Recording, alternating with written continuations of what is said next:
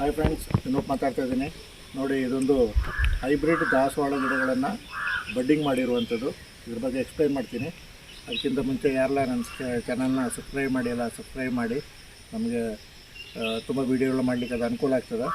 100ಕ್ಕಿಂತ ಹೆಚ್ಚು ವೀಡಿಯೋಗಳನ್ನ ಈಗಾಗಲೇ ಮಾಡಿದ್ದೀನಿ ನೋಡಿ. ನಮ್ಮ ಚಾನಲ್ನ ಸಬ್ಸ್ಕ್ರೈಬ್ ಮಾಡಿ, ಲೈಕ್ ಮಾಡಿ, ಶೇರ್ ಮಾಡಿ. ನೋಡಿ, ಇದು ದಾಸವಾಳ ಹೈಬ್ರಿಡ್ ದಾಸವಾಳ ಗಿಡಗಳನ್ನ ನಾವು ಇನ್ನು ನರ್ಸರಿಯಿಂದ ತರ್ತೀವಿ. ಆ ಗಿಡಗಳನ್ನು ನಾನು ಒಂದೇ ಗಿಡ ಎಲ್ಲ 4-5 ಜಾಗದಲ್ಲಿ ನೆಡಬೇಕಾಗ್ತದೆ ಅಂತ ಹೇಳ್ಬಿಟ್ಟು ಅದನ್ನು ಒಂದೇ ಗಿಡದಲ್ಲಿ ಮಾಡಿರೋದು. ಇದರಲ್ಲಿ ಆಲ್ರೆಡಿ ನಾನು 4 ಗಿಡಗಳನ್ನು ಬಡ್ಡಿಂಗ್ ಮಾಡಿದ್ದೀನಿ.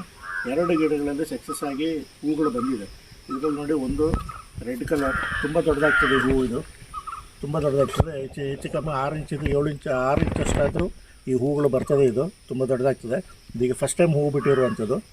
ಒಂದು ಯೆಲ್ಲೋ ಕಲರ್ ಡಬಲ್ ಕಲರಲ್ಲಿ ಇರುವಂಥ ದಾಸವಾಳ ಗಿಡ ಮತ್ತು ರೆಡ್ ಕಲರ್ಲಿ ಎರಡಕ್ಕೂ ಹೂ ಬಿಟ್ಟಿದೆ. ಇದು ನೋಡಿ, ಇದು ತುಂಬಾ ಹೆಲ್ತಿಯಾಗಿ ಇರುವಂಥ ಗಿಡ. ಸ್ವಲ್ಪ ಹೈಟ್ ಇರೋ ಪಾಟಲ್ಲೇ ಇದನ್ನು ಮಾಡಿದ್ದೀನಿ ನಾನು. ಈ ಹೂಗಳು ಮತ್ತೆ ಸಿಗೋದಿಲ್ಲ ಅಂತ ಹೇಳ್ಬಿಟ್ಟು ಹಳೆ ಪಾಟಲ್ಲೇ ನಾನು ವೀಡಿಯೋ ಮಾಡ್ತಾಯಿದ್ದೀನಿ, ಜನರಿಗೆ ನ್ಯಾಚುರಲಾಗಿ ಅದನ್ನು ತೋರಿಸ್ಲಿಕ್ಕೆ. ನೋಡಿ, ಈಗ ಆಲ್ರೆಡಿ ನೋಡಿ ಎರಡು ಕಡೆ ರೆಡ್ ಹೂಗಳು ಬಂದಿದೆ. ಮತ್ತು ಇಲ್ಲಿ ನೋಡಿ, ದಾಸವಾಳದ ಇಲ್ಲಿ ಪುನಃ ಹೂಗಳು ಏನು ಬರ್ತಾಯಿದೆ, ಹೊಸ ಇದು ಬರ್ತಾಯಿದೆ. ಸೀಸನಲ್ ಸ್ಟಾರ್ಟ್ ಆಗಿದೆ ಇದು. ಇಲ್ಲಿ 2 ದಾಸವಾಳ ಯೆಲ್ಲೋ ಕಲರ್ ಹೂಗಳು ಬಂದಿದೆ ಇಲ್ಲಿ.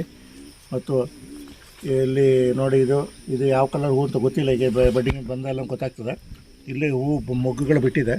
ಇದರಲ್ಲೆಲ್ಲ ಈಗ ಫುಲ್ ಇದಾಗ್ತದೆ. ಇಲ್ಲಿ ನೋಡಿ, ಇಲ್ಲೂ ಬಂದಿದೆ. ಯಾವುದನ್ನು ನಾನು ಪ್ರೂನಿಂಗ್ ಮಾಡಲಿಲ್ಲ ನೋಡಿ. ನಾವು ಟ್ರೈ ಮಾಡಿದ್ರೆ ಒಂದೇ ಗಿಡದಲ್ಲಿ 4-5 ವೆರೈಟಿ ಅಂತ ಗಿಡಗಳನ್ನ ಒಂದೇ ಇದರಲ್ಲಿ ನಾವು ಮಾವಿನ ಹಣ್ಣು ಮರಗಳನ್ನೆಲ್ಲ ಕಸಿ ಮಾಡ್ತೀವಿ. ಸೇಮ್ ಅದೇ ರೀತಿ ಮಾಡ್ಬೋದು. ನಮಗೆ ಜಾಗ ಇಲ್ಲ, ಅಪಾರ್ಟ್ಮೆಂಟ್ಗಳೆಲ್ಲ ಇಟ್ಕೊಳ್ಬೇಕು ಅಂತ ಹೇಳಿದ್ರು ಈ ರೀತಿ ಪಾಟಿಂಗ್ ಮಾಡಿ ಒಂದೇ ಗಿಡದಲ್ಲಿ 4-5 ಥರ ಹೂಗಳನ್ನು ನೋಡಿ ಆನಂದಿಸ್ಬೋದು. ನೋಡಿ, ಇದು ನಿಮಗೆ ಇಷ್ಟ ಆಗ್ತದೆ ಅಂತ ತಿಳ್ಕೊಳ್ತೀನಿ. ಒಂದು ರೌಂಡ್ ಫುಲ್ ತೋರಿಸ್ತಾ ಇದ್ದೀನಿ ನೋಡಿ.